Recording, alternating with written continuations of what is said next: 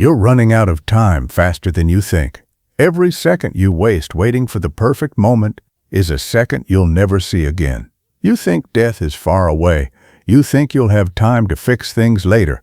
You think there's always tomorrow. There isn't. I'm 93 years old. I've outlived everyone I started this journey with. My wife is gone. My 3 best friends are gone.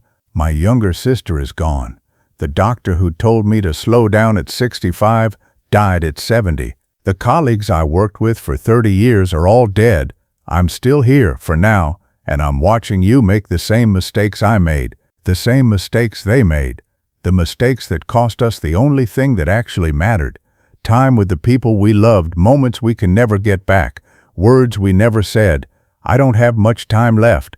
Maybe weeks, maybe months if I'm lucky, so I'm going to tell you the truth. The truth nobody wants to hear when they're young and convinced they're invincible. You're not invincible. You're fragile. And your time is almost up whether you're 25 or 65. So listen to me. When I was 38 years old, I had a friend named James. We worked together at the same company for 12 years, started the same week, became close. He was the kind of man who lit up a room, always laughing, always had a story, always talking about his dreams. James wanted to open a woodworking shop. He was talented, made beautiful furniture in his garage on weekends. Chairs, tables, cabinets. His wife kept telling him to quit his job and do it full time. He'd smile and say, "Soon, just need to save a bit more, just need to get the kids through college, just need to pay off the house, always just need to do one more thing." One Saturday morning, James was in his garage working on a rocking chair for his first grandchild. Heart attack. Died right there, surrounded by sawdust and unfinished dreams. He was 56 years old, never opened his shop, never made furniture for a living, never did the thing that made him feel alive. At his funeral, his wife showed me a business plan he'd written 20 years earlier. Detailed, specific, ready to go. He'd been ready for 2 decades, but he never pulled the trigger. Always waiting for the right time. The right time never came. I was 38 when James died, young enough to think it wouldn't happen to me, old enough to know better. That night I sat in my car in the parking lot after the funeral, and I cried, not because I was sad, because I was terrified, because I saw myself in James. I had dreams I wasn't chasing, words I wasn't saying, a life I wasn't living, and I realized something that night that saved me, or at least saved what was left. The right time doesn't exist. It's a fantasy, a convenient excuse to avoid the fear of actually trying. Let me tell you about the biggest lie you've ever been sold. The lie that's stealing your life right now while you sit there watching this. The lie is this: I'll be happy when I get the promotion, when I make more money, when I find the right person, when I lose the weight, when I buy the house, when the kids are older, when I retire, when things settle down. It's a trap, and you've fallen into it. Here's how it works.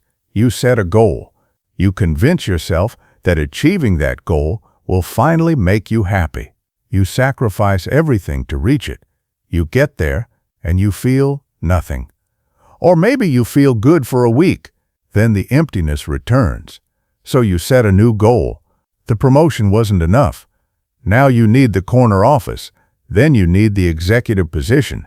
Then you need to be CEO. Then you need a second home. Then you need validation from strangers. Then you need legacy. Then you need immortality. The finish line keeps moving, and you keep running until you can't run anymore. I did this for 15 years, chasing the next thing, the next achievement, the next level. I missed my daughter's childhood because I was working late to impress people who didn't care about me. I missed anniversaries. I missed birthdays. I missed quiet Sunday mornings with my wife because I was too stressed about Monday. I told myself I was doing it for my family. I was lying. I was doing it for my ego, for my pride, for the approval of men I didn't even like. And you know what I got? A decent salary, a nice house, some plaques on the wall. You know what I lost? Thousands of hours I can never get back, memories I never made, a relationship with my daughter that took years to repair. Was it worth it? No. Would I trade every achievement for one more day with my wife? Yes, without hesitation, but I can't. She's gone. The time is gone, and all I have left is the knowledge that I was chasing the wrong thing. So let me tell you what actually matters. What I learned too late, what I'm telling you now while you still have time. First, your ego will destroy your life if you let it. Your ego is the voice that tells you that you need to prove yourself, that you need to win, that you need to be right, that admitting you're wrong is weakness. Your ego will cost you relationships. It'll cost you peace. It'll cost you years of happiness because you're too proud to apologize, too stubborn to forgive, too afraid to be vulnerable. I lost 2 years with my brother over an argument I can't even remember now. 2 years of silence because neither of us would say sorry first. He died before we reconciled. I had to live with that. Don't do that. Don't let your pride steal your relationships. Say you're sorry even when you think you're right. Forgive even when it hurts. Let others win stupid arguments. None of it matters in the end. Fourth, use your mind every single day or watch it die. Read something. Learn something. Think about something complex. Have a real conversation. Question your assumptions. Your mind is not permanent. It degrades, and if you don't use it, it disappears faster. I've watched brilliant men turn into shells of themselves because they stopped learning at 65, stopped reading, stopped thinking, stopped engaging with new ideas. They retired from work and retired from thinking. Within 5 years, they couldn't hold a conversation. Within 10, they barely recognized their own children. Don't do that. Stay curious. Stay engaged. Stay intellectually alive until the day you die. Your mind is the only thing you truly own. Protect it. Fifth, forgive people now, not later. Now. Everyone who hurt you, everyone you hurt. Forgive them, forgive yourself, not because they deserve it, not because it wasn't that bad, but because carrying resentment is like drinking poison and expecting the other person to die.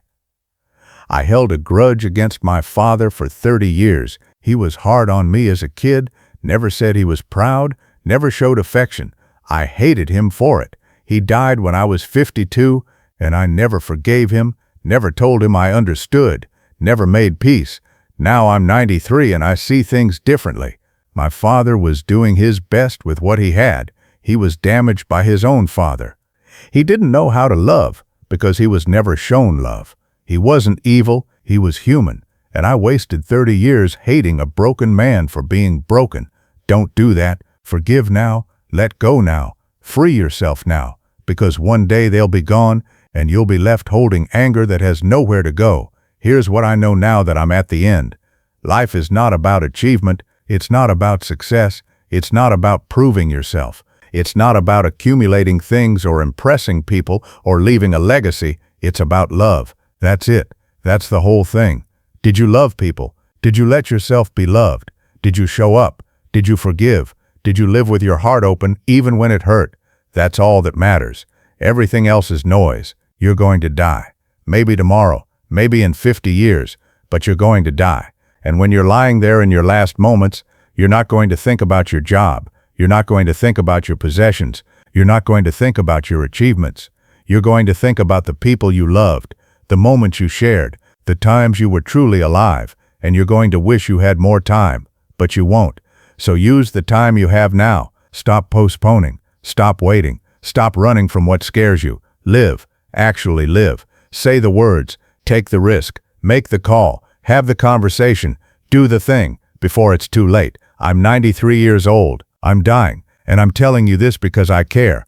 Don't waste your life like I wasted parts of mine. You still have time. Use it.